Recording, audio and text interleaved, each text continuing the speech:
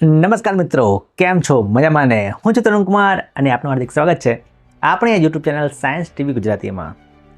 મિત્રો, તમે ધોરણ 9ની પરીક્ષા પાસ કરીને હવે ધોરણ 10ની અંદર આવી ગયા છો.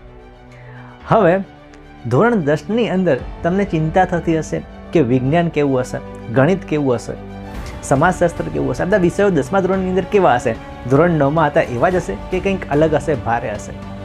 તો મિત્રો, આ બધી જ તમારે ચિંતા છોડી દેવાની છે, કારણ કે તમે સાયન્સ ટીવી ગુજરાતી પર આવ્યા છો.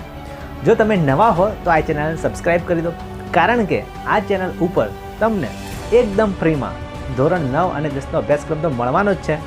સાથે સાથે PDF, મટીરિયલ, ક્વિઝ બધું જ તમને ફ્રીમાં મળશે. આ ઉપરાંત તમને વોટ્સએપ સપોર્ટ પણ ફ્રીમાં મળશે.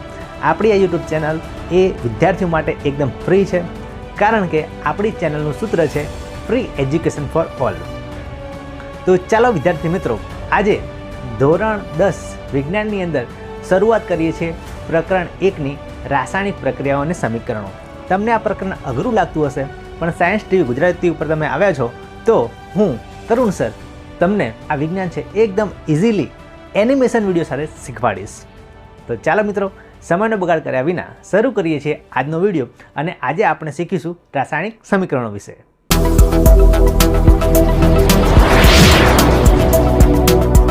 મિત્રો, આપણે વિજ્ઞાન ભણીએ છીએ, એ વિજ્ઞાન શું છે? તમે જોતા હશો કે વિજ્ઞાન એ આપણી આજુબાજુ જે બધી જ વસ્તુઓ છે એ વિજ્ઞાન સાથે સંકળાયેલી છે. વિજ્ઞાન એ આપણા રોજિંદા જીવનમાં વણાયેલું છે. તમે અત્યારે જે આ વિડીયો જોઈ રહ્યા છો મોબાઈલ ઉપર, એ પણ વિજ્ઞાન અને ટેકનોલોજીની જ ભેટ છે.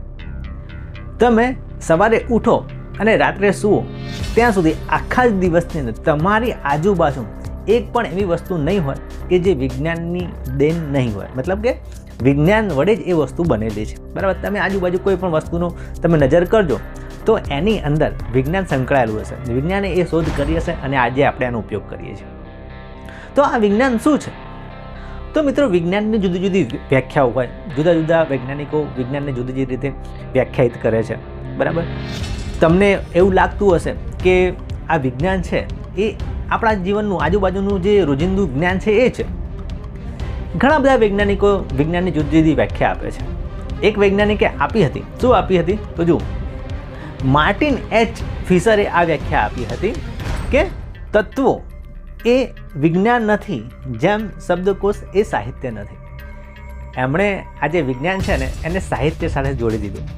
સાહિત્ય તો તમને ખબર હશે, હિન્દી, ગુજરાતી, જેની અંદર તમે વાર્તાઓ વાંચો છો, કવિતાઓ વાંચો છો, એ સાહિત્ય છે, બરાબર? તો એમને એ રીતે સાહિત્ય સાથે આ વ્યાખ્યા જોઈન્ટ કરી દીધી કે જેમ સાહિત્ય છે એ ડિક્શનરીમાં એટલે શબ્દકોશની અંદર એકદમ બંધાયેલું નથી. સાહિત્ય એ ડિક્શનરીની બહારની વસ્તુ છે.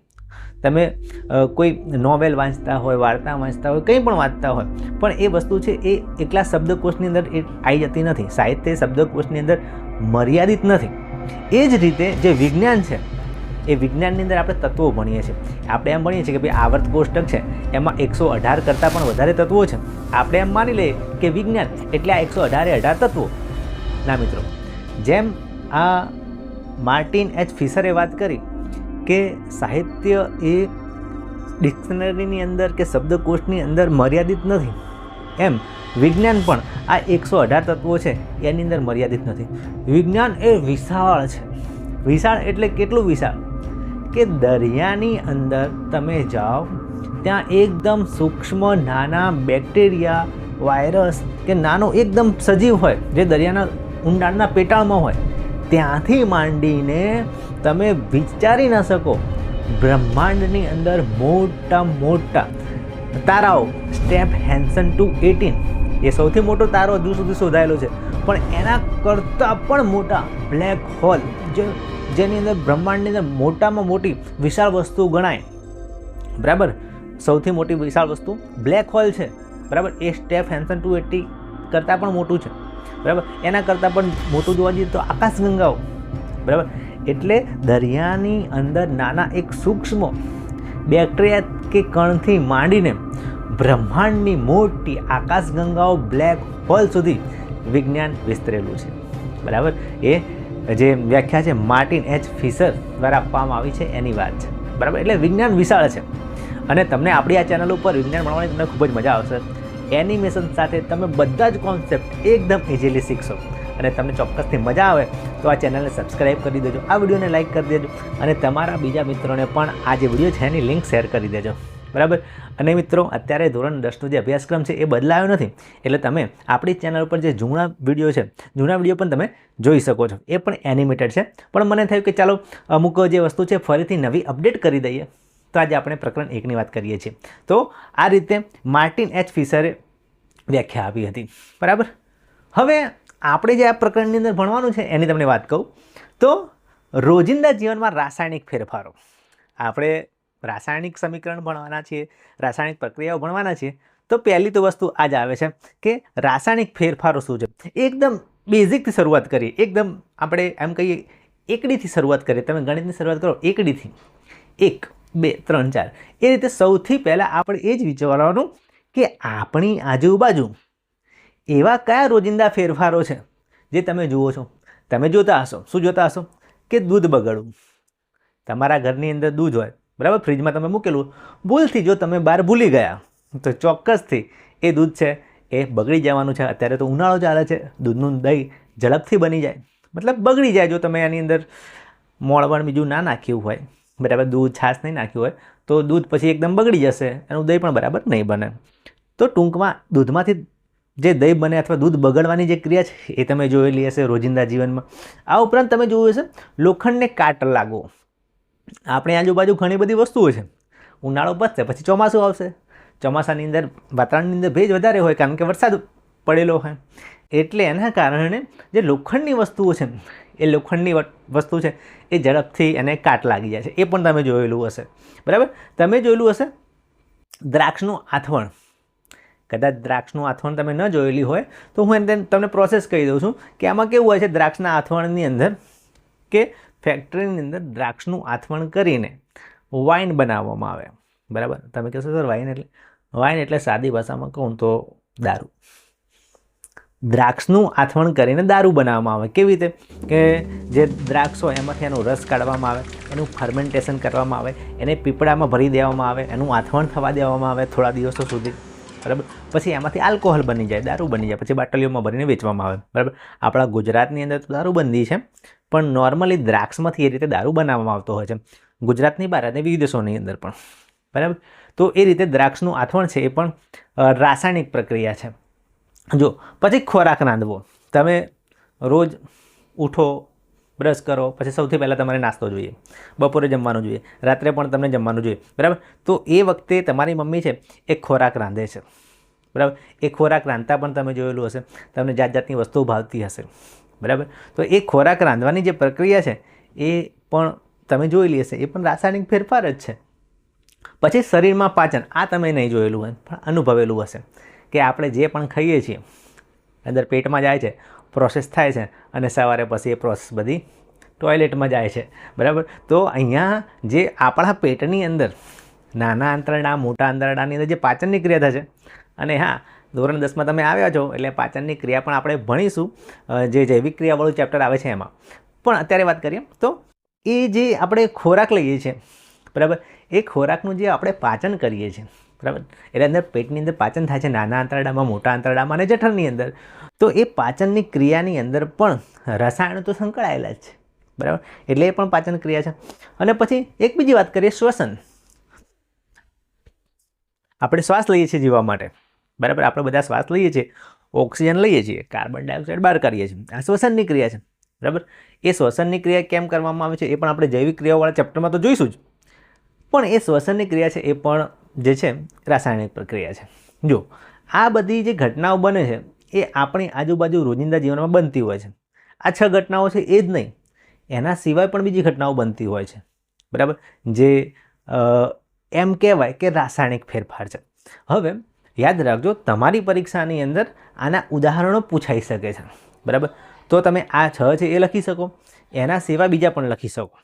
અને તમને યાદ કરાવી દઉં તો તમે હમણાં ધોરણ 9માંથી ધોરણ 9 પાસ કરીને આવ્યા છો તો એની અંદર પણ રાસાયણિક ફેરફાર અને ભૌતિક ફેરફારવાળું જે ચેપ્ટર હતું એટલે એ ટોપિક હતો એ આવતો હતો, બરાબર. તો તમારે એ પણ રિપીટ થઈ શકે પ્રશ્ન કે કયો ફેરફાર ભૌતિક છે અને કયો રાસાયણિક છે?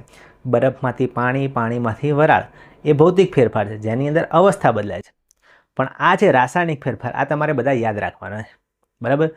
દૂધનું બગડી જવું, લોખંડને કાટ લાગવું, દ્રાક્ષનું આથમણ થતું, શ્વસનની ક્રિયા, શ્વસન, શરીરમાં પાચનની ક્રિયા, ખોરાક રાંધવો. બરાબર. આના સિવાય પણ તમે ઘણી બધી પ્રક્રિયાઓ જોઈ શકો છો. વનસ્પતિની અંદર પ્રકાશ સંશ્લેષણની પ્રક્રિયા થાય, એ પણ જે છે એ રાસાયણિક પ્રક્રિયા છે. બરાબર. આપણા શરીરમાં પણ ઘણી બધી રાસાયણિક પ્રક્રિયાઓ થતી હોય છે અને એનાથી ઉત્સેચકો ઉત્પન્ન થતા હોય, આપણા શરીરની અંદર ઘણું બધું કામ થતું હોય છે. બરાબર. તો આ હતા રાસાયણિક ફેરફાર. અને તમને વાત કરી એમ કે જો કોઈ અવસ્થા બદલાતી હોય તો એ ભૌતિક ફેરફાર હોય છે, જે આપણે ધોરણ 9ની અંદર શીખ્યા હતા. તો ટૂંકમાં આ બધી જે આપણે વાત કરી, આ બધું જે તમને ભાષણ આપ્યું, એનું સાર કે એનું સંક્ષેપ એટલું છે કે ભાઈ તમારે રાસાયણિક ફેરફારો યાદ રાખવાના છે. સિમ્પલ. તમારી પરીક્ષામાં પૂછાઈ શકે, ખાલી જગ્યામાં પૂછાઈ શકે. બરાબર. તો રાસાયણિક ફેરફારની અંદર તમને એક બીજી વસ્તુ કીધું કે રાસાયણિક ફેરફારને કેવી રીતે ઓળખવા. તો એની અંદર આપણે આગળ જઈએ છીએ કે આ વસ્તુમાં ફેરફાર થાય તો આપણે જે છે રાસાયણિક પ્રક્રિયા છે એ નક્કી કરી શકીએ. તો જો કયા ફેરફાર થઈ શકે. તો પહેલું અવસ્થામાં પરિવર્તન. બરાબર. હમણાં વાત કરીએ ઘનમાંથી પ્રવાહી, પ્રવાહીમાંથી વાયુ. બરાબર. ફક્ત એટલું જ થતું હોય તો આમ તો ભૌતિક ફેરફાર થાય. બરાબર. પણ એ રાસાયણિક ફેરફારની અંદર પણ એવું થતું હોય છે. બરાબર. એટલે જો ખાલી ઘનમાંથી વાયુ, વાયુમાંથી પ્રવાહી બનતું હોય તો એ ભૌતિક ફેરફાર કહેવાય. પણ એ અવસ્થામાં પરિવર્તનની સાથે સાથે બીજી પણ કોઈ ઘટના બનતી હોય, બરાબર, તો એ રાસાયણિક ફેરફાર કહેવાશે. જો પહેલું છે અવસ્થામાં ફેરફાર.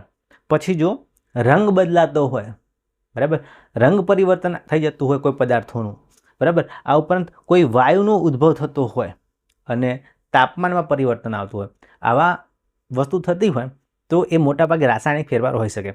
હવે આની અંદર એક કોમન વસ્તુ તમને કહી દઉં, તો ક્યારે રાસાયણિક ફેરફાર કહેવાય.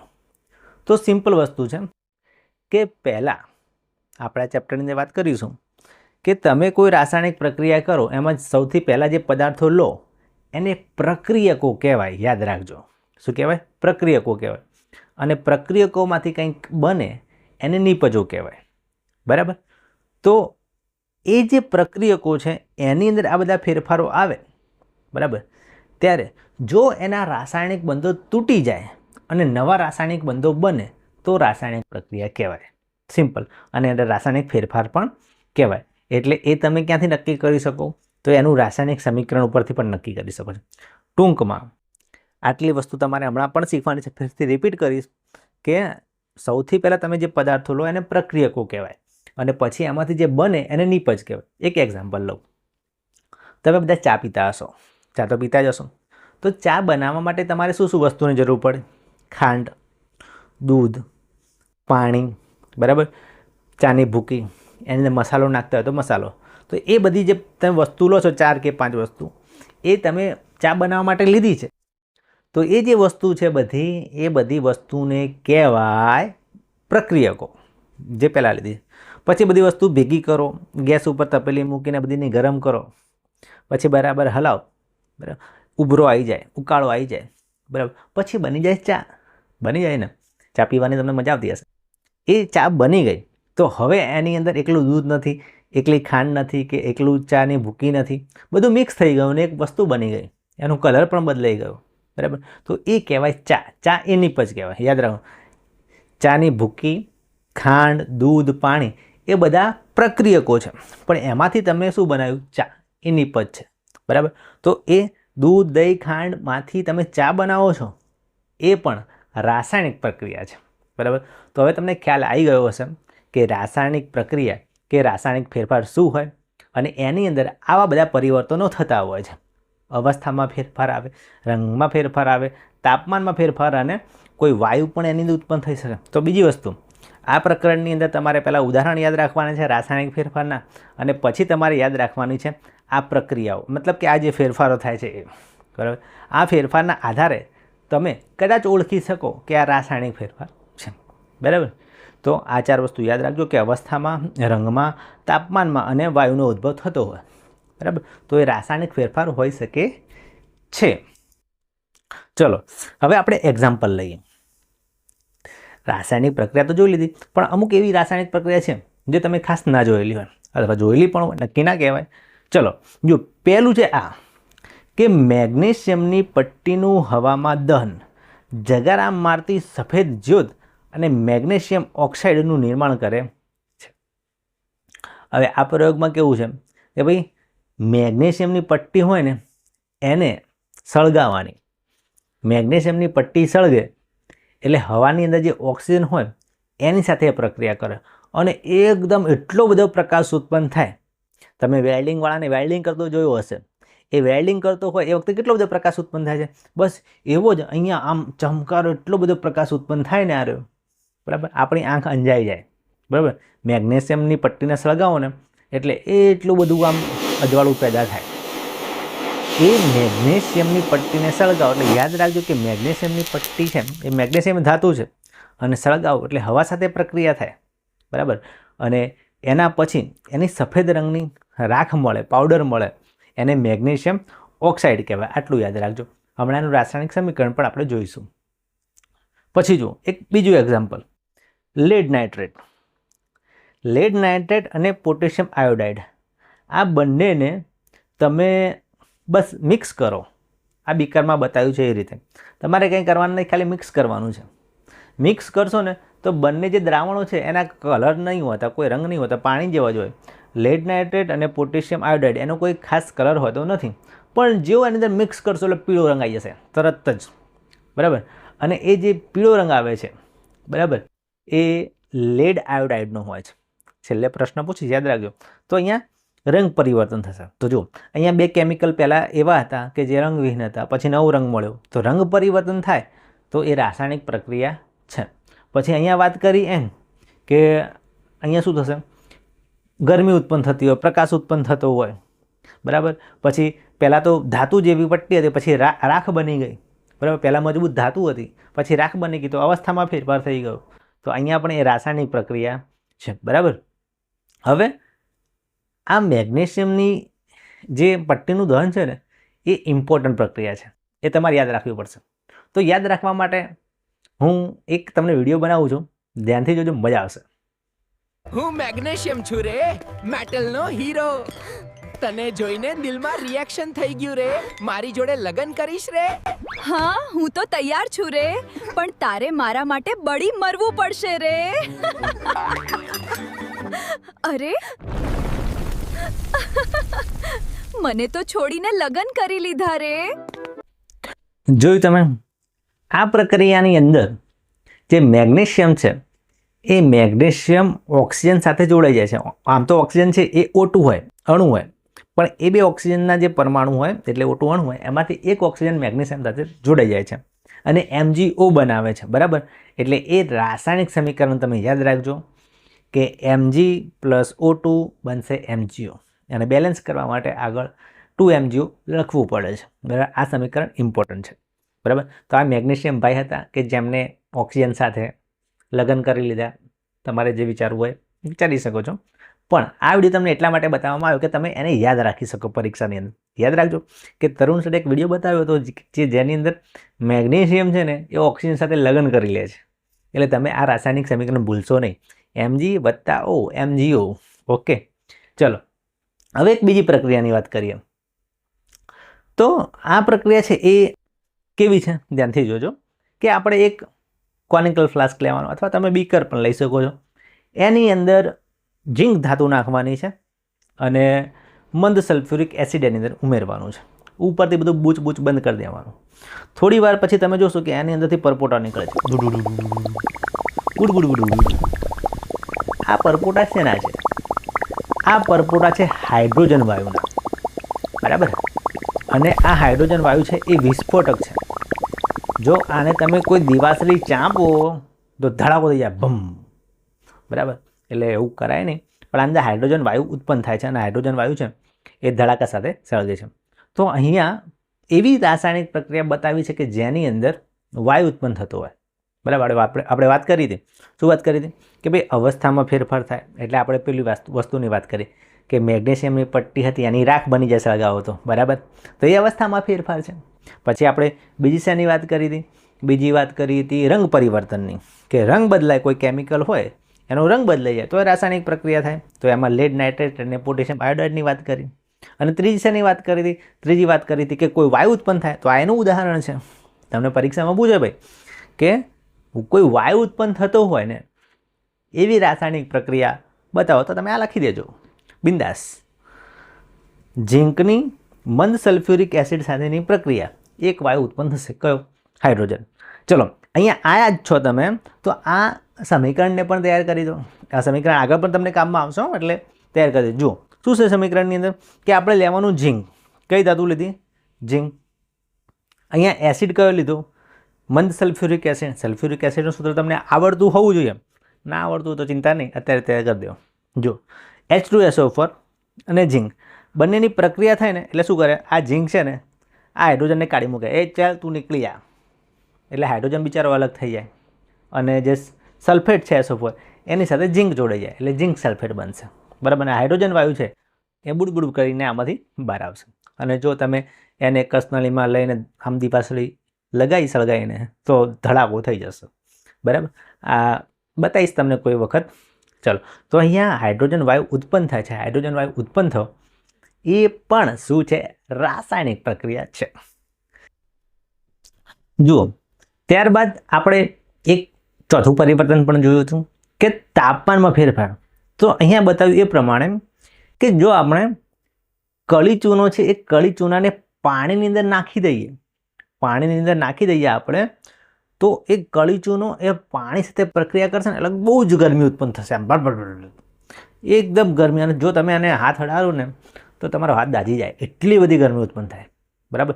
એટલે અહીંયા શું થશે? ગરમી ઉત્પન્ન થવી એટલે તાપમાનમાં ફેરફાર એવું પણ થાય. બરાબર. કોઈ પ્રક્રિયાની અંદર તાપમાન વધે, કોઈ પ્રક્રિયાની અંદર તાપમાન ઘટે. બરાબર.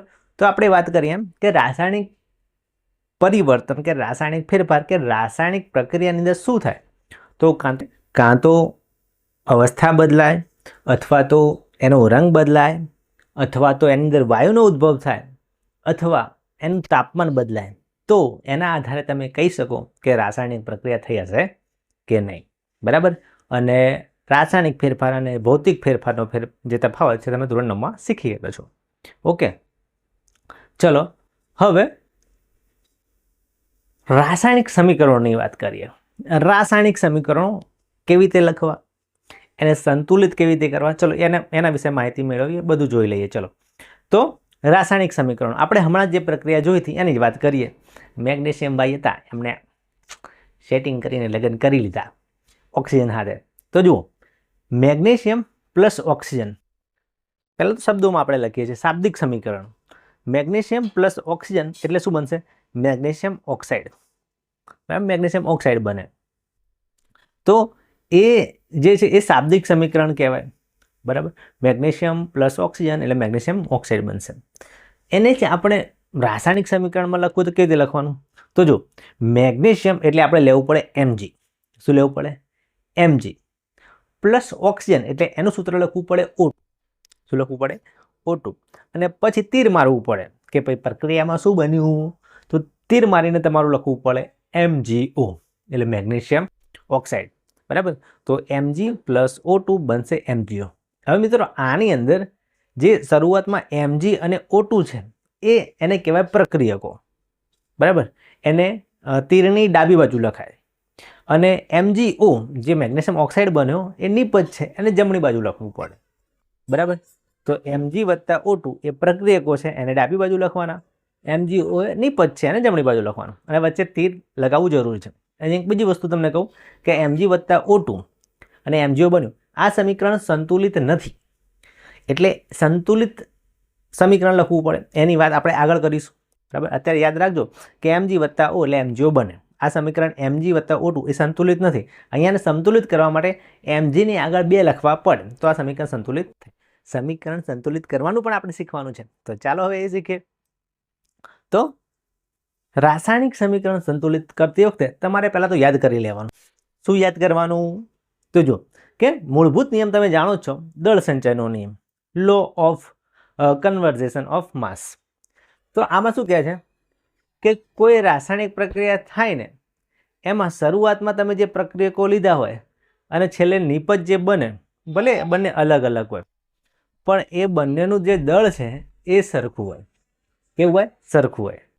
તો કોઈ પણ રાસાયણિક પ્રક્રિયામાં દળનું સર્જન થતું નથી કે તેનો વિનાશ પણ થતો નથી. આ દળ સંચયનો નિયમ છે. કોઈ પણ રાસાયણિક પ્રક્રિયામાં દળનું સર્જન થતું નથી કે દળનો વિનાશ થતો નથી. પ્રક્રિયાની શરૂઆતમાં અને પ્રક્રિયાના અંતમાં દરેક તત્વના પરમાણુની સંખ્યા સમાન હોવી જોઈએ. એટલે સમીકરણને આપણે સંતુલિત કરવું પડે. આથી સમીકરણને સંતુલિત કરવું જરૂરી છે. બરાબર.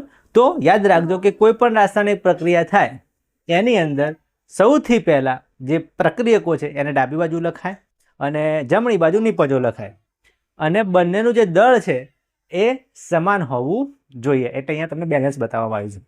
બરાબર. તુલા બતાવવામાં આવી છે. એટલે જેટલું પ્રક્રિયકોનું દળ હોય એટલું નિપજોનું દળ હોય એવું તમે ધોરણ 9માં પણ દળ સંચયના નિયમમાં ભણ્યા છો. બરાબર. તો જે હમણાં વાત કરી હતી એ પ્રમાણે આ બાજુ પ્રક્રિયકો લેવાના, આ બાજુ નિપજ લેવાની અને બંનેનું દળ સરખું હોવું જોઈએ. અને એના માટે આપણે જે સમીકરણ છે એને બેલેન્સ કરવું પડે. તો ચાલો હવે સમીકરણને સંતુલિત કરવાનું શીખીએ. એક એક્ઝામ્પલ લઈએ અને પછી એના બધા જ સ્ટેપ, બધા સોપાન જોઈએ. તો જો સંતુલિત કરવાની પદ્ધતિ, સમીકરણને સંતુલિત કઈ રીતે કરીશું? તો જો સૌથી પહેલાં જે સમીકરણ આપેલું હોય, બરાબર, એમાં તમારે પરમાણુ જોઈ લેવાના કે ચલો આ Fe, તમને નામ પાછા આવડવા જોઈએ હો ભાઈ. Fe એટલે આયન, આ H2 એટલે પાણી છે, Fe3O4, બરાબર, એટલે આયન ઓક્સાઇડ છે અને પછી છે હાઇડ્રોજન. હવે આની અંદર શું થાય છે કે આપણે સૌથી વધારે જે સંખ્યામાં પરમાણુ હોય એ સંખ્યાના પરમાણુને શોધવાનો. ઓકે. તો આ પ્રક્રિયાની અંદર તમે જોજો તો અહીંયા Feનો એક પરમાણુ છે, પેલી બાજુ 3 પરમાણુ છે, આ બાજુ હાઇડ્રોજનના 2 પરમાણુ છે, પેલી બાજુ પણ હાઇડ્રોજનના 2 પરમાણુ છે, અહીંયા ઓક્સિજનનો 1 પરમાણુ છે, જ્યારે પેલી બાજુ ઓક્સિજનના 4 પરમાણુ છે. એટલે આ કોષ્ટકમાં તમને લખેલું છે કે ભાઈ Feનો આ બાજુ 1, પેલી બાજુ 3, આ બાજુ 2, હાઇડ્રોજનના 2, પેલી બાજુ 2, ઓક્સિજનનો અહીંયા 1, પેલી બાજુ 4. હવે દળ સંચયના નિયમ પ્રમાણે બંને બાજુ જે પ્રક્રિયકો અને નિપજો છે એની સંખ્યા સરખી હોવી જોઈએ, પણ એવું તો છે નહીં. તો આને આપણે બેલેન્સ કરવાનું છે. તો સૌથી પહેલાં શું કરવાનું કે સૌથી વધારે જે સંખ્યાનો પરમાણુ હોય ને એને બેલેન્સ કરવાની કોશિશ કરવાની. જેમ કે અહીંયા તમે જુઓ કે આ સમીકરણની અંદર સૌથી વધારે પરમાણુ કયો છે અને કઈ બાજુ છે? તો આ બાજુ જોશો તમે, જમણી બાજુ, તો ઓક્સિજન છે એ સૌથી વધારે છે 4. બરાબર. એટલે ઓક્સિજનના પરમાણુ સૌથી વધારે છે, એને તમારે સંતુલિત કરવાની કોશિશ કરવાની. ચલો અહીંયા 4 છે તો આ બાજુ 4 કરવા હોય તો શું કરવું પડે? હવે યાદ રાખજો કે આપણે જે સમીકરણ હોય ને એને નીચેના ભાગમાં આપણે બગડો તગડો એવું ના લખી શકીએ, નીચે ના લખી શકીએ. આપણે એની આગળ ગુણી શકીએ ખરા, પણ નીચે ના લખી શકીએ. માની લો કે તમે ચલો ભાઈ અહીંયા O4 છે તો સર હું અહીંયા H2O છે, અહીંયા H2O નો જે ઓક્સિજન છે એની સાથે 4 લગાવી દઉં તો ના ચાલે? ઓક્સિજન 4, એટલે ભાઈ એની પાછળ તમે નીચે 4 લગાવી દેશો તો એ H2O રહેશે જ નહીં, પાણી રહેશે જ નહીં, એનું સૂત્ર બદલાઈ જશે, એ પદાર્થ રહેશે જ નહીં. એટલે તમે એને નીચે કોઈ જગ્યાએ આંકડો લખી શકો નહીં. તમે લખી શકો ક્યારે સંતુલિત કરવું હોય તો આગળ લખી શકો, નીચે ના લખી શકો, એ યાદ રાખજો. તો ચલો, તો એક જ ઓપ્શન વધ્યો આપણા જોડે કે ત્યાં ઓક્સિજન 4 છે તો અહીંયા 4 કરવા હોય તો H2O જે છે એની આગળ અહીંયા તમારે 4 લખવા પડે તો સંતુલિત થાય. તો માની લો કે ચલો આપણે 4 લખી દીધા. તો હવે તમે જુઓ કે આ H2O નો જે અણુ છે એની આગળ 4 લખ્યા તો ઓક્સિજન તો 4 થઈ ગયા, ત્યાં ઓક્સિજન 4 હતા જ, પણ અહીંયા 4 લખતાની સાથે હવે હાઇડ્રોજન તમે ગણો. હાઇડ્રોજન કેટલા થયા? હાઇડ્રોજન નીચે અહીંયા 2 હતા, બરાબર, અને અહીંયા 4 વડે ગુણ્યા તો 4 દુના 8 હાઇડ્રોજન અહીં થઈ ગયા. અહીંયા 8 હાઇડ્રોજન થઈ ગયા. પેલી બાજુ જુઓ કેટલા છે? ત્યાં તો 2 જ છે. તો હવે અહીંયા 4 હાઇડ્રોજન થયા તો પેલી બાજુ તમારે 4 હાઇડ્રોજન કરવા પડે, બરાબર. તો અહીંયા ઓક્સિજન તો બેલેન્સ થઈ ગયા કે અહીંયા 4 ઓક્સિજન છે, પેલી બાજુ 4 ઓક્સિજન છે, બરાબર. એટલે અહીંયા લખ્યું LHS, એટલે ડાબી બાજુ left hand side 4, right hand side 4, બંને 4 ઓક્સિજન સરખા. સમીકરણ સંતુલિત ના? જો બાકીના બધા પરમાણુ બાકી છે કરવાના, બરાબર.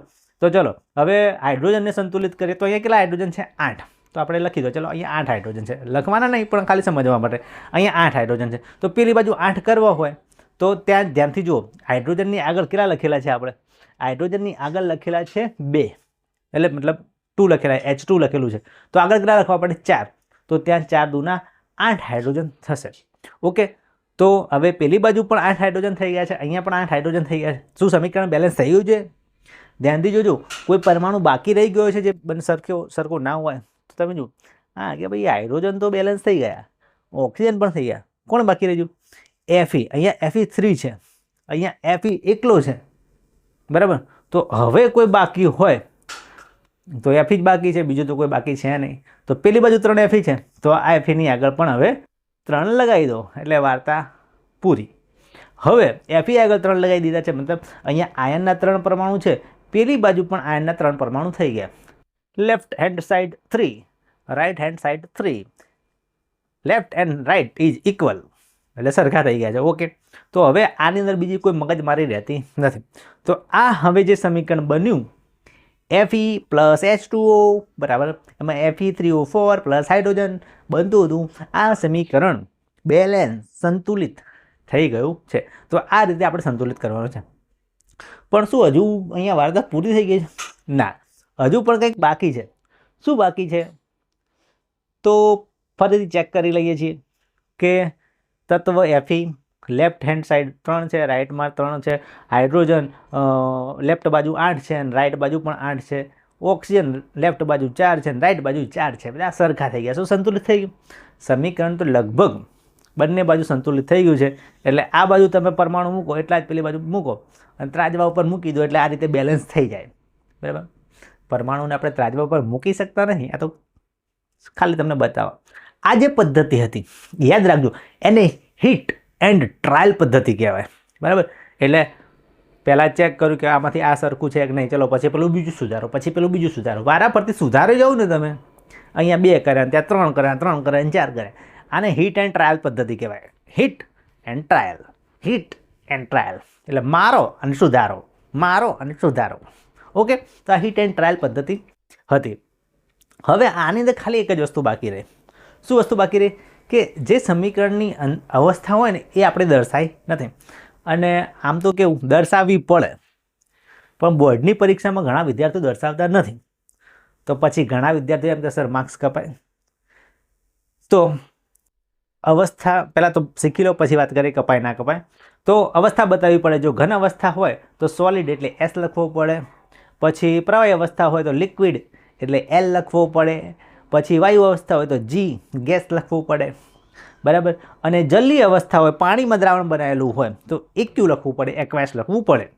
ચલો આપણે સમીકરણની અંદર પહેલાં લખી દઈએ, પછી વાત કરીએ આગળ. તો જે Fe હતો લોખંડ, એ તો ઘન હતો એટલે સોલિડ એટલે S લખવું પડ્યો, પીળા કલરથી લખ્યો છે આપણે.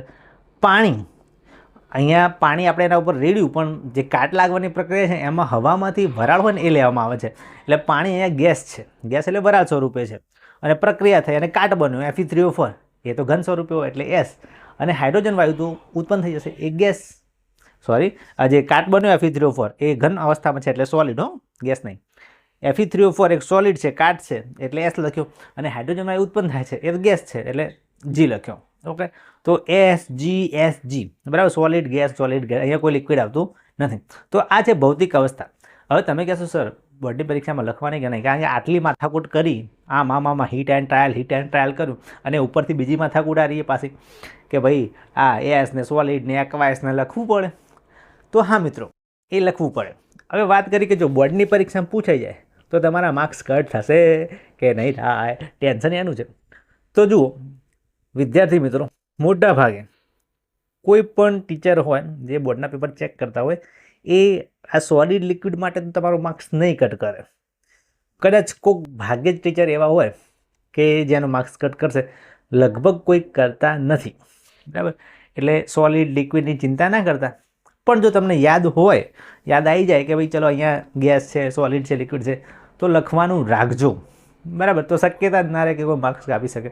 પણ હા, નિયમ તો છે કે ભાઈ ના લખેલું હોય તો સમીકરણ ખોટું ના કહી શકાય, સાચું છે, પણ એમાં માર્ક્સ કટ થવાની સંભાવના છે. પણ તમે લખો તો સારું, બરાબર. પણ આમ જનરલી બોર્ડની પરીક્ષામાં કોઈ ટીચર સોલિડ ગેસ લખેલું નહીં હોય તો માર્ક્સ નહીં કટ કરે, બરાબર. અથવા કટ પણ કરી શકે જેનું મૂડ એના આધારે. પણ આમ તો નિયમ તો છે કટ કરવાનું, પણ કરતા નથી. ચાલો ભાઈ છોકરાઓને આટલામાં કેમ, બરાબર. હજુ પણ એક વસ્તુ બાકી હતી, એ તમને કહી દઉં કે જે રાસાયણિક પ્રક્રિયા લખી છે એનું જે વચ્ચે તીર છે એ તીરની ઉપર નીચે કોઈ પ્રક્રિયક લીધા હોય, આપણે બીજા ઉદ્દીપકો લીધા હોય, કોઈ પ્રક્રિયાની પરિસ્થિતિ હોય તો એ પણ લખવી પડે. એનો માર્ક્સ તો કટ થઈ શકે ભાઈ, હું યાદ રાખજો.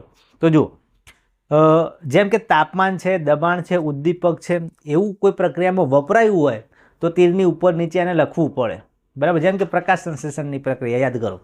હવે અહીંયા પ્રકાશ સંશ્લેષણનું સમીકરણ તમે તૈયાર કરી જ દેજો.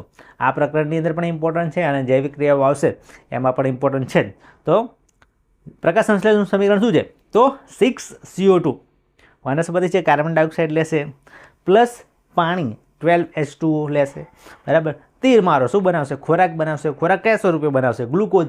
ગ્લુકોઝનું સૂત્ર બધાને આવડવું જોઈએ, C6H12O6 બની ગયું. એ ગ્લુકોઝ છે, એકવાયસ જલીય દ્રાવણમાં ઓગળેલું હશે પાણીનું, મતલબ સાથે સાથે શું બનાવશે? ઓક્સિજન બનાવશે વનસ્પતિ અને પાણી, બરાબર. આ સમીકરણને તમારે બેલેન્સ કરી દેવાનું, ટ્રાય કરજો બધા, બરાબર. પહેલાં ખાલી લખજો કે CO2 વત્તા H2O, ગ્લુકોઝ C6H12O6, પછી O2 અને H2O, બસ એટલું લખજો. આગળ 6, 12 અહીંયા કંઈ નહીં, 6 આવે છે એ અત્યારે ગોખતા નહીં, છેલ્લે યાદ ના રહે તો કરી કાઢજો, પણ અત્યારે ગોખતા નહીં, અત્યારે બેલેન્સ કરવાનું શીખજો કે સૌથી વધારે પરમાણુ કયો છે એને લઈને વારાફરતી તમે હિટ એન્ડ ટ્રાયલ કરશો. આ સમીકરણ થોડું અઘરું છે, પણ જો આની તમે પ્રેક્ટિસ કરી લીધી બેલેન્સ કરવા માટે તો ચોક્કસથી બોર્ડની પરીક્ષામાં તમે કોઈ પણ પૂછાશે ને સમીકરણ તમે એને બેલેન્સ કરી શકશો, બરાબર. આ સમીકરણની ખાસ પ્રેક્ટિસ કરજો, બરાબર. હવે વાત કરી કે આ સમીકરણની અંદર બે વસ્તુની જરૂર પડે, ક્લોરોફિલ અને પ્રકાશ સંશ્લેષણ. તો ઉપર લખવું પડે ક્લોરોફિલ, અહીંયા તમે ચિત્રથી બતાવ્યું છે, તમારે ચિત્ર દોરવાની જરૂર નથી. ઉપર સૂર્યપ્રકાશ લખવાનું, નીચે ક્લોરોફિલ લખવાનું, ઓકે, બંને જરૂરી છે. તો આ રીતે તમે બતાવી શકો છો. એટલે એક બીજી પ્રક્રિયા છે તમને આપેલી છે, આ જુઓ કે કાર્બન મોનોક્સાઇડ CO અને હાઇડ્રોજન સાથે પ્રક્રિયા કરો તો બનાવશે મિથેનોલ CH3OH. આ સમીકરણની અંદર 340 વાતાવરણ દબાણ જરૂરી છે, તો અહીંયા 340 વાતાવરણ દબાણ લખ્યું છે, બરાબર. તો આ ઇમ્પોર્ટન્ટ છે એટલા માટે આ સમીકરણ તૈયાર કરી દેજો, okay. CO plus hydrogen, CO carbon monoxide plus hydrogen એટલે CH3OH બનશે મિથેનોલ, ઓકે. તો અહીંયા તીરની ઉપર આ રીતે દબાણ પણ લખવું પડે, અહીંયા કોઈ ઉદ્દીપક વપરાયા હોય, તાપમાન થયું હોય, ગરમી આપી હોય તો એ પણ લખવું પડે. જેમ કે આ સમીકરણ છે પ્રકાશ સંશ્લેષણ, એમાં તમારે સૂર્યપ્રકાશ અને ક્લોરોફિલ લખવા જ પડે, ના ચાલે, બરાબર. એના સિવાય ઓકે.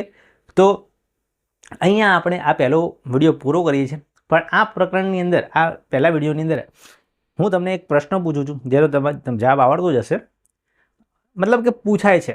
આ પ્રશ્ન ઘણી વખત બોર્ડની પરીક્ષામાં પૂછાય છે કે મેગ્નેશિયમની પટ્ટીને સળગાવીએ છીએ એની પહેલાં સાફ કરવામાં આવે છે, કેમ? શું કારણ છે, કેમ સાફ કરવામાં આવે છે? તો મિત્રો આનો જવાબ યાદ રાખજો. આવડતો હોય તો કોમેન્ટમાં જણાવો, પછી હું જવાબ કહું છું. આવડે છે? જવાબ આપો.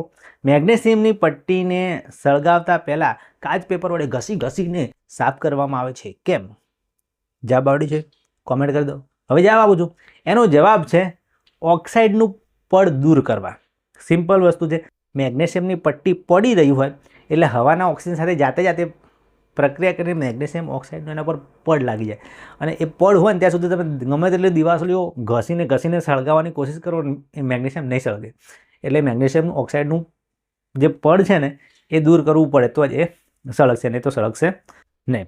પછી એક આ સમીકરણ તમને અહીંયા જસ્ટ યાદ કરવા માટે, રિપીટ કરવા માટે આપેલું છે કે સંતુલિત કરો. તો આવું પણ એકદમ સિમ્પલ પ્રશ્ન પૂછાઈ શકે. H2 પ્લસ Cl2 એમાંથી 2HCl અહીં બેલેન્સ કરીને જ આપેલું છે, પણ ના કરીને આપેલું હોય તો તમારે કરવાનું, બરાબર. H2Cl2 અને સિમ્પલ છે, બરાબર. આ સિમ્પલ સમીકરણ છે, આના કરતાં મારે બધા સમીકરણ છે. તમારે બીજા કોઈ પ્રશ્ન હોય તો કોમેન્ટમાં જણાવજો. તો અહીંયા આપણે આ જે પહેલો વિડીયો છે એ પૂરો કરીએ છીએ. આજે આપણે રાસાયણિક પ્રક્રિયાઓ વિશે વાત કરી, રાસાયણિક સમીકરણો વિશે વાત કરી અને એના સંતુલન વિશે વાત કરી. ઓકે વિદ્યાર્થી મિત્રો, તો આ વિડીયોમાં બસ આટલું જ. આ વિડીયો તમને કેવો લાગે ચોક્કસથી જણાવજો. જો આ વિડીયો તમને ગમ્યો હોય તો લાઇક કરો, શેર કરો, સબસ્ક્રાઈબ કરો, કોમેન્ટ કરો અને આ વિડીયો તમારા મિત્રોને મોકલી દો તો એ પણ થોડીક અભ્યાસની તૈયારી કરી શકે. ઓકે, તો આ વિડીયો બસ આટલું જ. અને હા મિત્રો, આ જે ચેપ્ટર છે એના બાકીના વિડીયોનું પ્લેલિસ્ટની લિંક ડિસ્ક્રિપ્શનમાં આપેલી છે. આ પ્રકરણના મોસ્ટ ઇમ્પોર્ટન્ટ MCQની ક્વિઝની લિંક પણ તમને ડિસ્ક્રિપ્શનમાં આપેલી છે. અને આ ઉપરાંત ધોરણ 10ના વિદ્યાર્થીઓ માટે એકદમ ફ્રી ડિજિટલ બુકની એક ગિફ્ટ છે તમારા માટે, એની લિંક પણ ડિસ્ક્રિપ્શનમાં આપેલી છે. તો જઈને તમે ચેકઆઉટ કરી લેજો. તો ચાલો વિદ્યાર્થી મિત્રો, આ વિડીયોમાં આટલું જ. હવે મળીશું બીજા કોઈ વિડીયોમાં. ત્યાં સુધી મને રજા આપો. અને હા, ફરીથી આ ચેનલને સબસ્ક્રાઈબ કરી દેજો. Thank you. अरे भाई अब तो वीडियो को लाइक कर दे और साइंस टीवी गुजराती चैनल को सब्सक्राइब कर दे, नहीं तो तरुण सिर तुझे भी बंदर बना के यहाँ बिठा देंगे.